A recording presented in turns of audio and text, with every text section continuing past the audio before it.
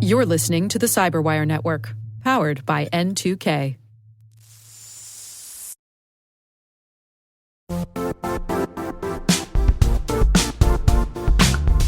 The DMV has established itself as a top-tier player in the global cyber industry. DMV Rising is the premier event for cyber leaders and innovators to engage in meaningful discussions and celebrate the innovation happening in and around the Washington, D.C. area. Join us on Thursday, September 18th to connect with the leading minds shaping our field and experience firsthand why the Washington, D.C. region is the beating heart of cyber innovation. Visit dmvrising.com to secure your spot. USAA knows dynamic duos can save the day, like superheroes and sidekicks or auto and home insurance. With USAA, you can bundle your auto and home and save up to 10%. Learn more and get a quote at usaa.com/bundle. Restrictions apply.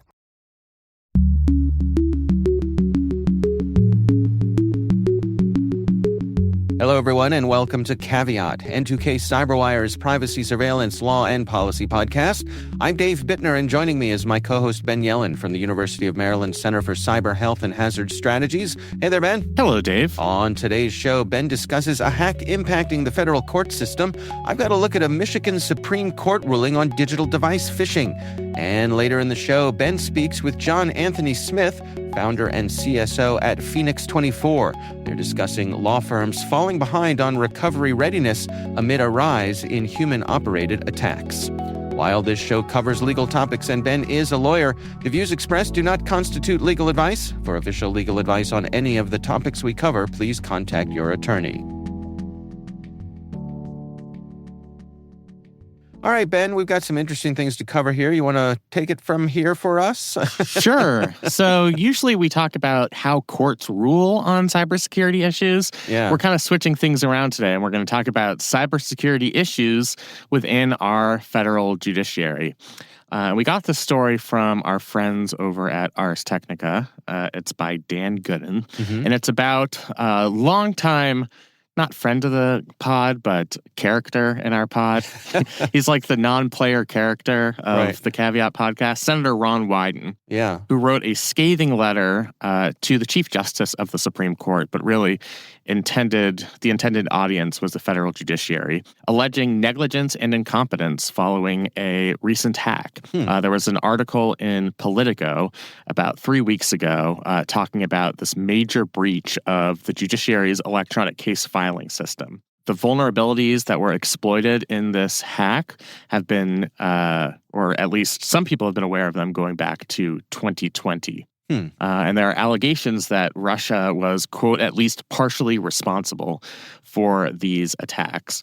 So I guess we'll get into what exactly they breached and then what the consequences of this is and what Senator Wyden's complaints are. Yeah, let's do it. So the breach targeted the judiciary's electronic case filing system. So there are really two systems. One is called CM/ECF, and the other is PACER. I've heard of PACER. Yeah. I mean, I have an account for both of these things, even though I'm not in the business of filing pleadings. Basically, this is a way to file pleadings or civil complaints or responding to an opposing brief, or really any legal filing. You put it up in one of these databases. Most law firms pay for an account, and this is what you use to really upload any information. It compiles a case file, and if you do have an account, most of the information is publicly available. So most of the information that's in these databases is public, which is good for transparency's sake. But there are some snippets of information that remain classified, that are protected in some way because there's sensitive information contained therein. So anything affecting the modes and methods that law enforcement uses, or when we're talking about like national security cases, that's going to be protected. Or crucially, information about criminal informants. So you don't want to blow anybody's cover through a public electronic case filing system. What Senator Wyden is warning the judiciary in this letter is that The judiciary has an outdated and insecure cybersecurity infrastructure, and that poses a severe threat to national security. That when you get into a case filing system where there is a lot of critical information that needs to be protected from the public, we are all vulnerable because it can affect our national security. It can affect crime-fighting strategies at the federal level. If, we're doing a big operation against a drug cartel and somebody is unmasked as a criminal informant, like that could blow the whole operation. Yeah. So this is a critical issue. So he specifically criticized the judicial branch for not adopting standard cybersecurity practices, refusing to meet cybersecurity requirements as laid out in federal guidance. There is an IT policy committee through the federal judiciary. The members of that committee are secret, so there's not really any accountability. I am not on that committee. Maybe one day. Or so you say. Right. I guess it's secret, so you'll never know. Right. But, if anybody wants a good nominee for that position. And then he alleges that they are ignoring expert advice on modernizing their systems.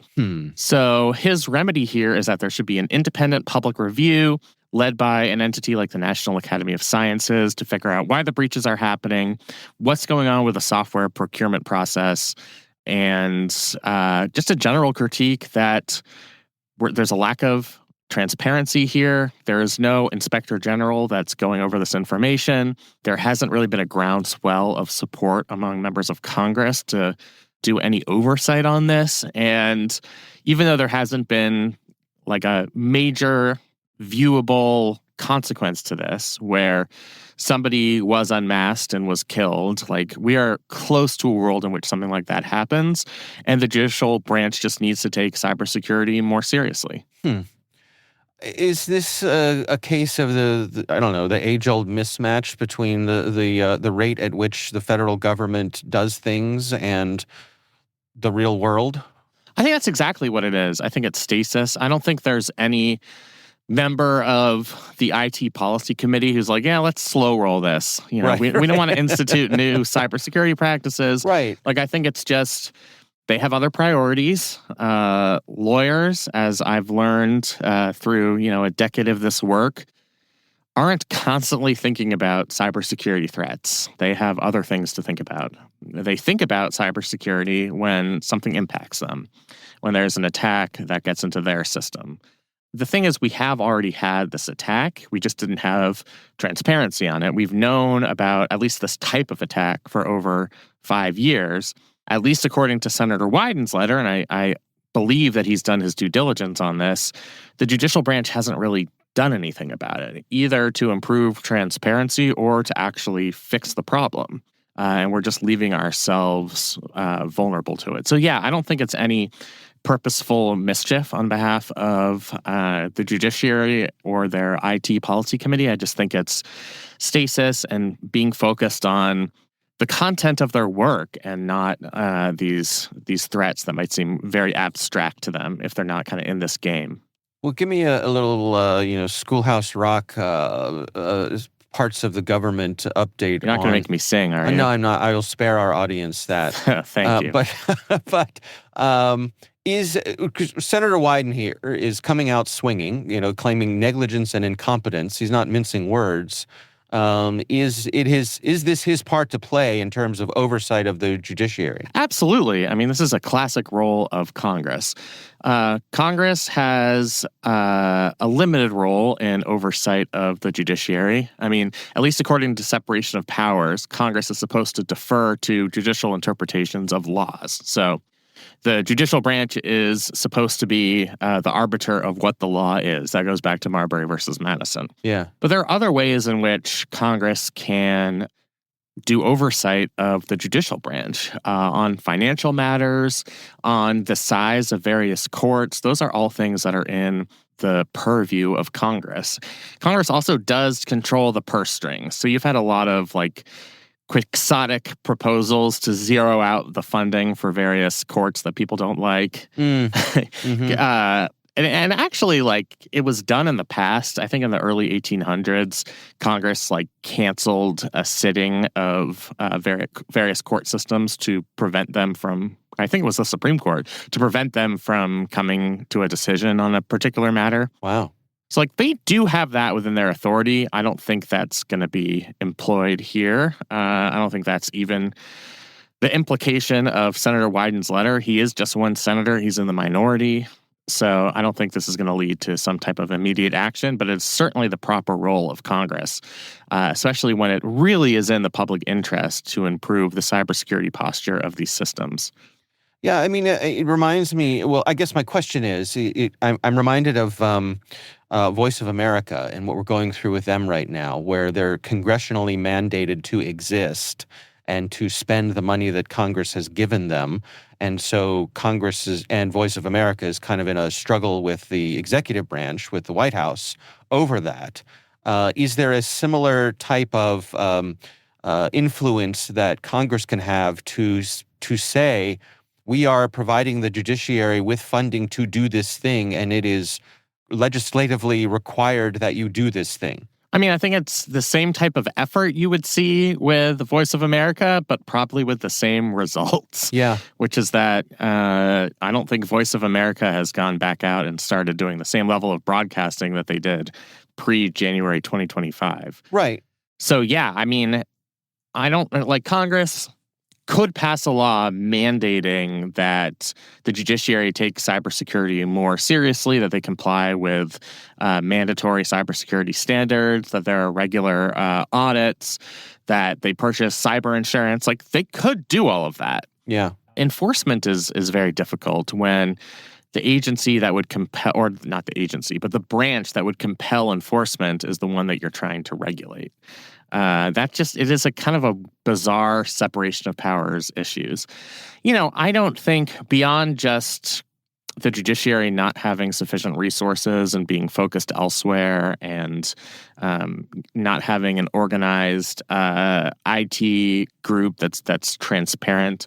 I mean, beyond that, like, I don't think they are actively trying to stop proactive cybersecurity measures from being from being put in place, and that's what makes this different from a Voice of America situation where they are really intending to shut down that entity. Right. Interesting. Yeah. So, is this a case where the judiciary is, by its nature, reactive to things like this rather than proactive? I think they're absolutely reactive. Again, I don't think they're sitting back thinking like, how can we get away with letting down our guard on cyber defenses? Like, who cares about these databases? Most of the information is public anyway. I just think they're not thinking about this at all. So sometimes it takes Senator Ron Wyden writing a letter and getting it printed in Ars Technica to get them to pay attention. And this stuff does work occasionally. It doesn't work all the time, but it's just drawing attention to an issue of public interest that had just gone under the radar.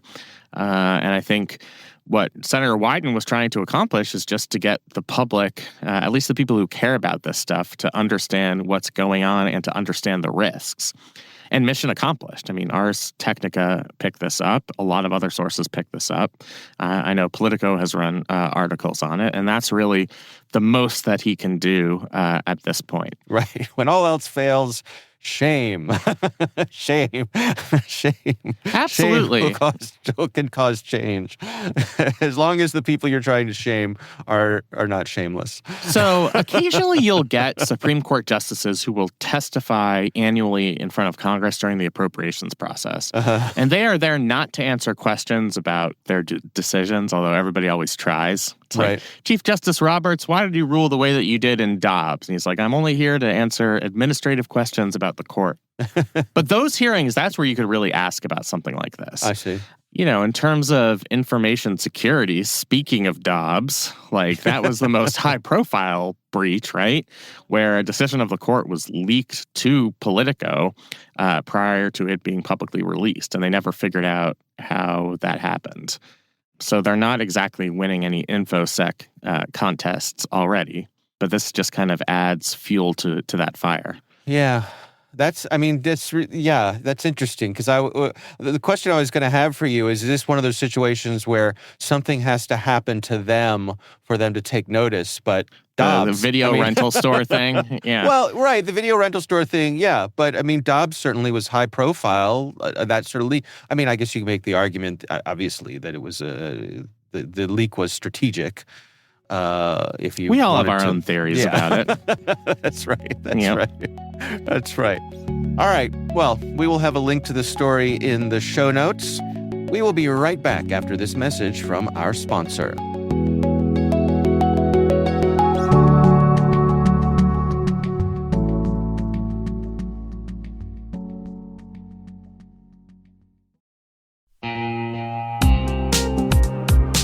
Risk and compliance shouldn't slow your business down. Hyperproof helps you automate controls, integrate real-time risk workflows, and build a centralized system of trust so your teams can focus on growth, not spreadsheets. From faster audits to stronger stakeholder confidence, Hyperproof gives you the business advantage of smarter compliance.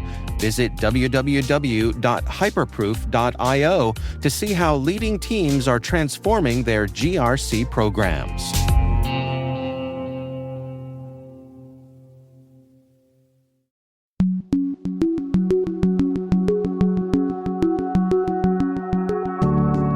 My story this week comes from the folks over at the EFF, the Electronic Frontier Foundation, and they are celebrating a Michigan Supreme Court ruling about device searches. It's a Fourth Amendment case.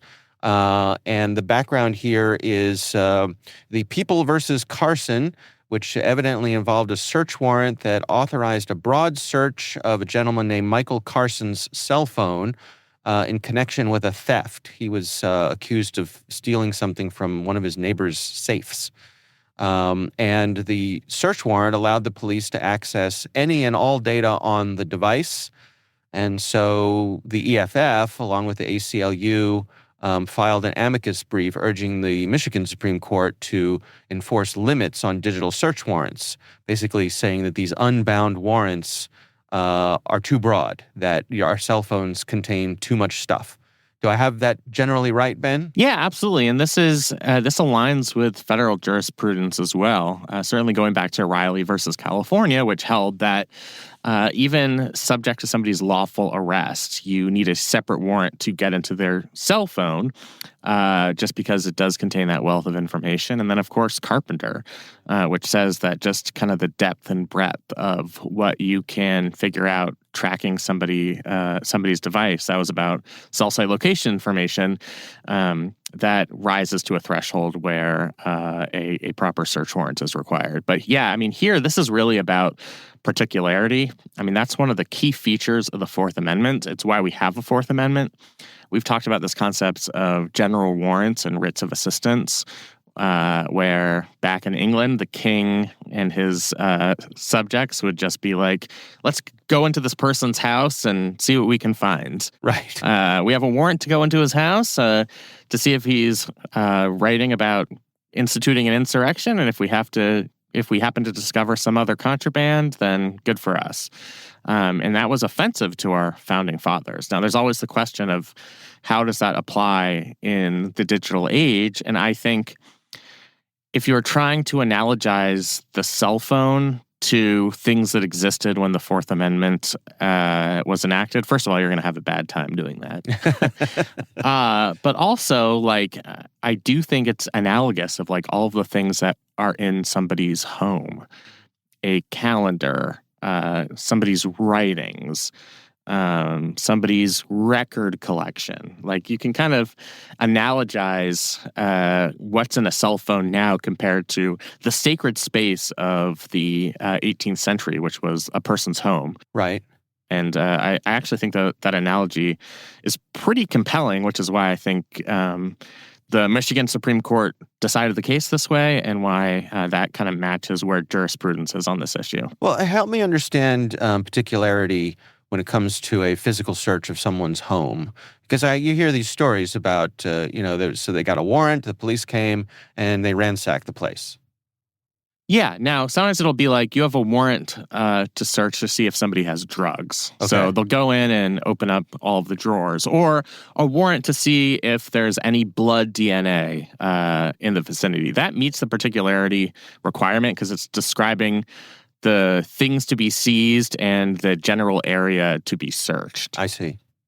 Now, you go into the person's apartment looking for thumbprints or traces of blood from a crime scene, and you find illicit drugs, like that's fair game. Once you have a legal search, if something is in plain view during that legal search, that can be used against a person at trial. What you cannot do is just say, we have a warrant to go into this person's home and not to find anything in particular, but just to find whatever we can find. I think this person is up to no good. So I am going to comb through their drawers, and at least in the modern age, that would be the equivalent of I'm going to thumb through their entire device. I'll click on the Jimmy John's Sandwiches app and look through the history there. I'll move on to Spotify and check out this person's playlist, and then I'll go into their Amazon account and see what they've purchased. Like, that is a huge wealth of information. Probably beyond what was ever contained in somebody's home in the 18th century. So what does this mean for law enforcement making their case with a judge to search the device? They are going to have to be very particular about what they are looking for on the device and where they are going to look for it. So if they have probable cause to believe that evidence of this crime is contained in a person's text message, like you could say, we have probable cause to believe that this person was texting their plans to commit this crime. That meets the particularity requirement because it's like a single application that they're going to be looking through. It doesn't permit them to go on a fishing expedition. Mm-hmm. Or we think there are some financial transactions. We want proof of those transactions. So we're going to look in you have a warrant to look in this person's online banking account, right? As long as it's that kind of particularity and not just what is on the device itself, then I think those warrants are going to be held to be constitutionally acceptable. It's when you get to this very general level of whatever is on the device is fair game. That type of broad search is what is pretty clearly unconstitutional, at least in the state of Michigan. It is now decided that is unconstitutional. Well, so then help me understand the broader context of this. I mean, this is a ruling in Michigan. It applies only to Michigan. What happens? How does this affect rulings in the rest of the nation? So it can be persuasive authority to other states. I'm not familiar with all 50 states' jurisprudence on this issue, but certainly judges from other states will look to Michigan as persuasive guidance on this issue. And then if you start to see disagreements among state Supreme Courts, maybe that's the type of thing that would get up to the United States Supreme Court, although it's not always clear that we're on a path to seeing that happen. So as of right now, it is only in place in Michigan, but it aligns with at least the spirit of previous Supreme Court decisions and other state court decisions. So you're starting to kind of build a body of law in a bunch of different jurisdictions that I think are going to inform cases across the country. But it's only binding authority on lower courts in Michigan. So lower courts in Michigan have to abide by this. Lower courts in Wisconsin or Indiana can just look at this as persuasive reasoning. They are not bound by this decision. All right, well, we will have a link to that story in the show notes. We'll take a quick break. We'll be right back after this message.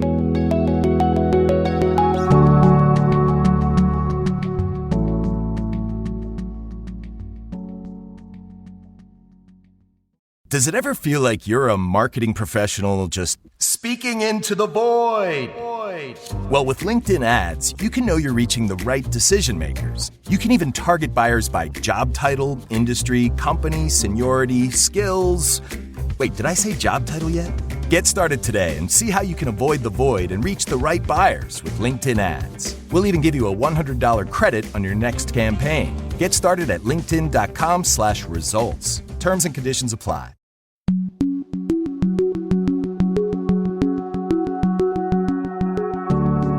Ben, you recently caught up with John Anthony Smith. He is the founder and CSO at Phoenix 24, and you all were discussing law firms falling behind when it comes to recovery readiness. Here's Ben's conversation with John Anthony Smith.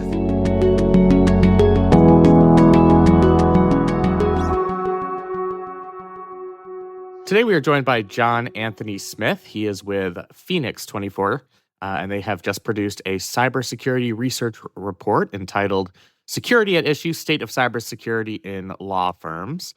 So I guess I'll start with just a high-level question. Would you summarize the findings of your research report and some takeaways that certainly stood out to you as you were drafting it? High-level summary of the document is really that there is still a slant toward resistance over recovery. And what we know from breach is bluntly that threat actors have millions of ways that they could opportunistically gain access to corporations' environments and then attempt some form of exfiltration coupled with some form of destruction. And what we see from the study is that only roughly half of the organizations surveyed actually have what arguably could be immutable backups. And what we know from working thousands of breaches now is that unfortunately, if an organization has not orchestrated their recovery and actually slanted their defenses toward recovery, that commonly these things do not hold up in breach. Actually, there was another study recently performed by a gentleman named Daniel Woods, who works for a cyber insurance carrier called Coalition, where he stated that 58% of organizations that were ransomed discovered either a full or partial failure of their recovery capabilities during the ransomware event. And this is what we see also, of course, echoed in this study. We see that statistically, there is a slant toward resistance and defensive strategies, essentially prevention of breach, and largely still lack of focus on recovery and ensuring that it's going to be possible. Is there something unique about the legal profession that stands out to you relative to other sectors? Yeah, there are a few things that are unique about legal. One, I would argue that legal is perfectly suited to truly understand risk. I think when leadership is educated about what risk they have accepted, they do often act. I think that what is true, I think, and is also highlighted by this study, is that leadership is commonly not being informed in terms they can understand in law firms about what risks they have accepted, because arguably law firms are in the business of preventing risk, right, and mitigating risk. So I would say that is definitely different from most organizations, is they are in the risk mitigation business themselves. And so I do see that when leadership is informed, they commonly do act, though I do also see in the study that I believe that many cyber professionals and IT leaders are commonly shielding their leaders from the truth. And this, it may be part the politics in law firms. Law firms, of course, have many cultural differences from other types of organizations, right?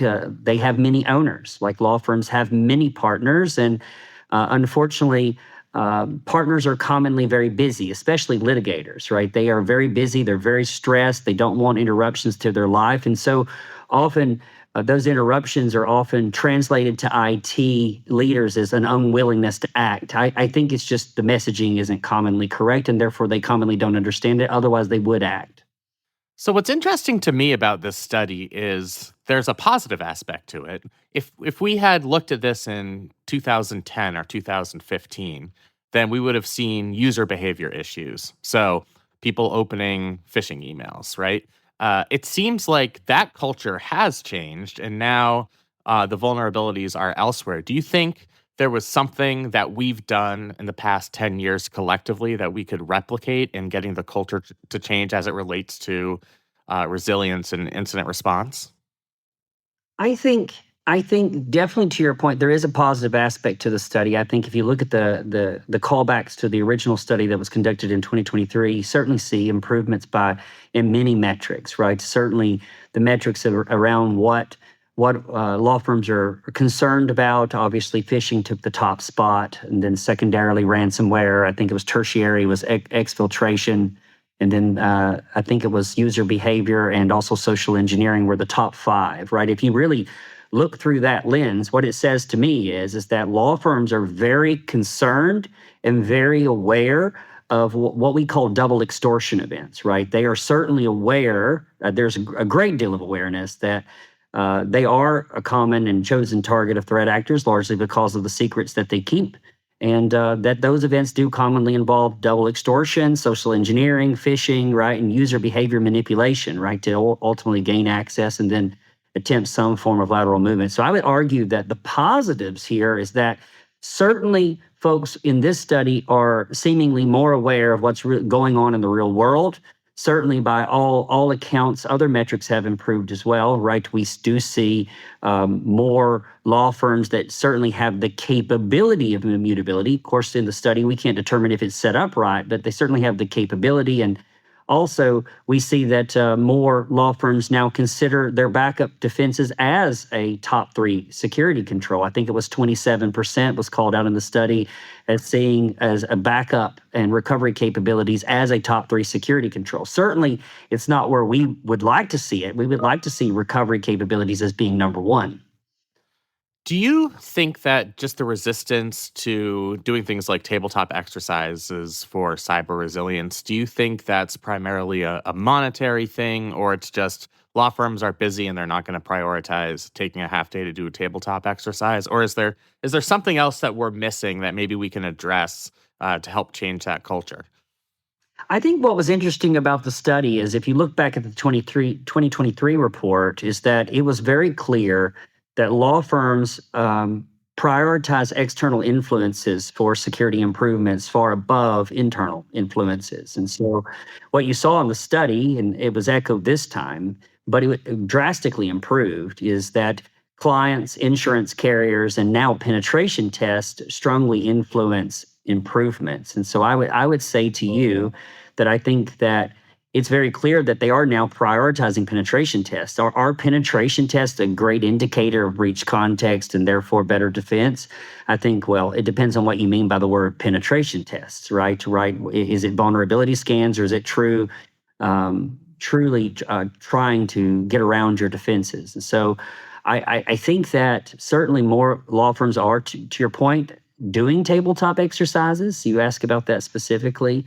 Are they broadly doing them? No. Are they doing them correctly when they do them? I would argue also no, because bluntly, in most tabletop exercises that we see from most vendors who sell them, unfortunately, there is an assumption that recovery capabilities survive. And what we know from our own data is recovery capabilities commonly do not survive. As a matter of fact, we know 84% of the time across our entire recovery sample, recovery capabilities are destroyed, or at least in part by threat actor groups. And so I would say even when there is confidence in leveraging the assumption of recovery in a tabletop, you're not really yielding positive results, right? Because you're not doing a real test when you've made that assumption.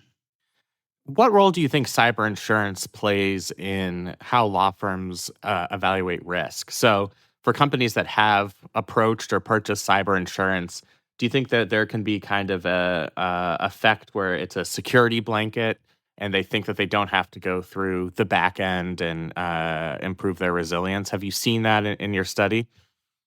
We didn't see that in this specific study, but I love your question, bluntly. I do believe that because cyber insurance carriers are largely taking the brunt of these expenses, frankly, for most orgs, not just law firms. I mean, virtually everyone who has cyber insurance that finds themselves in one of these events, the cyber carrier is taking the brunt of the financial losses. I would say without a doubt, because that is true, what we see coming out of breach from our own data is that most companies do not make significant changes post-breach that would prevent the same behaviors from occurring again.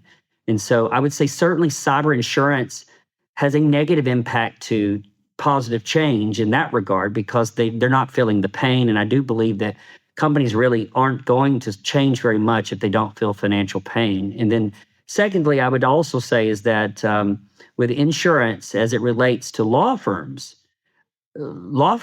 because they are risk mitigators themselves, they do put a high priority on what insurance carriers say. Right. So if the insurance carriers are pushing down requirements upon them, most law firms are going to comply. So I think insurance carriers causing and requiring more stringent things to be accomplished, especially around resiliency, I think we would see more law firms and frankly, more corporations in general doing things better if the insurance carriers required it to get coverage. Do you think there's a role that whether it's regulators or bar associations can play in setting kind of broader macro standards for law firms? Or is this something that just needs to happen internally? No, I certainly believe that the regulatory bodies, bar associations, insurance carriers, basically all the key influencers of a profession should be requiring their professionals to focus on resiliency and, of course, also provide adequate controls for defense. So certainly we put a priority on resiliency and we believe everyone should. And secondarily, you can't ignore prevention, right? Without a doubt. I am not trying to say that prevention is not important. It's secondarily important, though, to resiliency. I do believe that regulatory bodies and professional boards certainly should have standards for these things. And frankly, the standards alone create education, and education is never a bad thing, right? Education is a rising tide. It raises all ships. And then can you talk about the role of third-party vendor risk that you found in your study with things like cloud services and the switch to more remote work post-COVID? That is a very good question. I don't remember the specific study, statistic that's called out at the end of the study, but I think it was 18% of responding law firms were allowing users to access VPN from personally owned devices. Yeah. I mean, the stuff of nightmares. Yeah. You don't have to be very technical to know that that is a disaster waiting to happen, right? You should not allow these things. And I would also say that many law firms, and statistically, I don't remember what was in the report called out for this, but I do know a great number of law firms and frankly, larger corporations, most corporations are exposing their SaaS applications for use on personally owned devices. This is incredibly bad.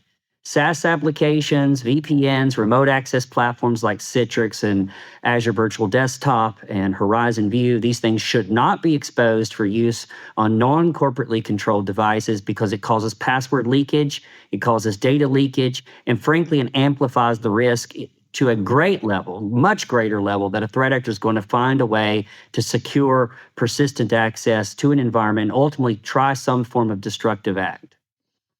And then a couple just forward-looking questions. So if you were talking to somebody, maybe a partner at a smaller, medium-sized firm, and they were listening to this, and you had the opportunity to give them 3 pieces of advice, 3 action items on improving their resilience and their incident response, what would those 3 things be?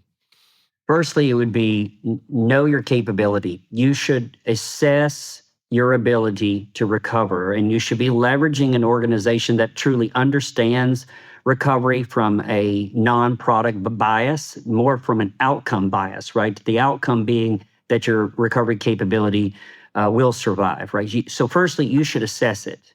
And secondly, once you have assessed your recovery capability, you should repair it and be regularly testing, right? And certainly I would say to you that most organizations are commonly going to get their recovery capabilities wrong. Like I said, 84% of organizations we meet and breach, they had a partial or full failure of the backup and recovery capabilities. What we know for across our entire assessment sample, 86% of organizations have not a single survivable copy of backups. And so third thing I would just say is beyond recovery and resiliency, you should be aligning all of your preventative controls against breach reality. It is no longer sufficient to trust product companies with your safety, right? What we have in IT is we have a proclivity, a pivot, if you will, to assume that tools will save us. Tools will not save us. You have to use the tools before they will actually save you. And unfortunately, most orgs, and especially law firms, are buying tools. However, they're not investing in the people to actually manage and configure these tools with excellence. Therefore, they commonly do not work. Yeah, that's the horror story I've heard. Is like we bought CrowdStrike, so we're done. We did our due diligence on cybersecurity, and that's never sufficient. I know you've talked about in the report, you talk about the biggest threats, phishing and things like ransomware. Are there emerging threats in the coming years that you're looking into that law firms and other organizations should be aware of that aren't as prominent right now? Or what's your thinking on how the threat landscape is going to evolve? Yeah, that's a great question. I would say that in the context of emerging risks is certainly a group known as Scattered Spider. I'm sure you've been reading in the media. They love to target the help desk. I would say there are other threat groups, especially North Korean-based threat groups that love to also get hired in companies. You asked the question in the context of remote work earlier. Remote hiring and therefore remote workers do create new risks, especially in the context of AI with deep fakes. It is highly likely for law firms and corporations now to hire threat actors.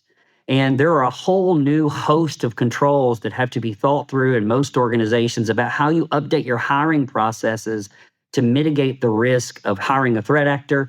I would say a very simple fix for this is just to require drug screening. Oh, Many interesting. don't require drug screening. You do that. It's very hard for a threat actor to pass a drug screen.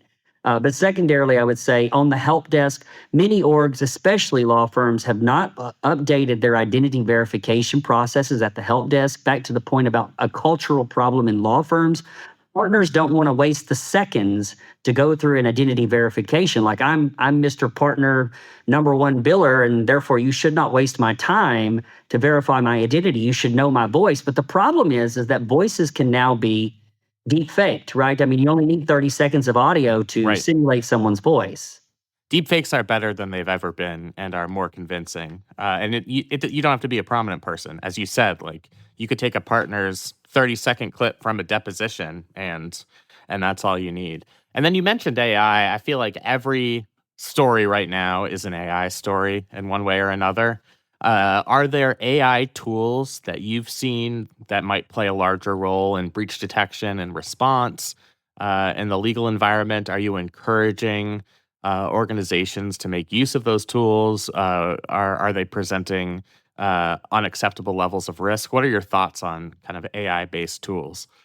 I think that AI today is unavoidable, right? I think law firms especially have got to be adopting AI platforms to orchestrate their work and frankly to make better work product and actually speed them up. I mean, if they do not, they're going to be left behind.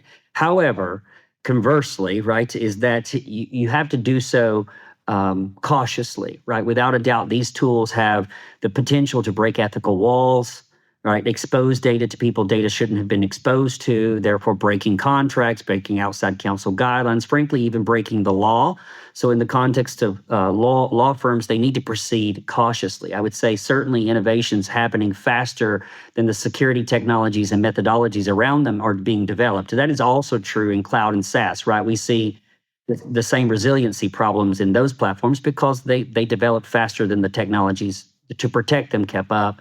Lastly, I would say in law firms in particular around using AI for security purposes, I don't see any particular advancements there that are frankly of any significance worth mentioning. I do certainly see a lot of security tooling claiming to be AI supported, AI facilitated. I don't really have any particular call outs to any of those tools that are applicable specific to law firms, really.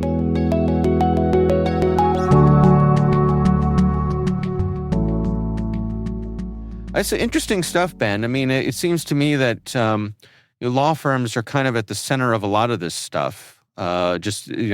They can't help having a target on their back, I guess. Right. They have unique vulnerabilities. I mean, it actually fits well with our first story this week. That like the legal system itself is vulnerable because there's a lot of really valuable information in legal files.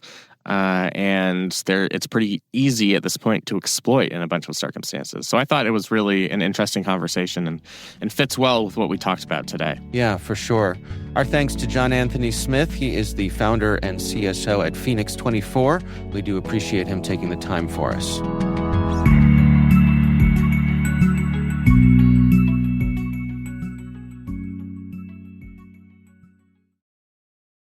You tune in to us here at Caveat Weekly. Now we'd love to hear from you. Your voice can help shape the future of N2K networks. Tell us what matters most to you by completing our annual audience survey. Your insights help us grow to better meet your needs. There's a link to the survey in our show notes. We're collecting your comments through August 31st. Thanks. Hey, it's Paris. You know I love sparkly things, right? Like stars. Duh.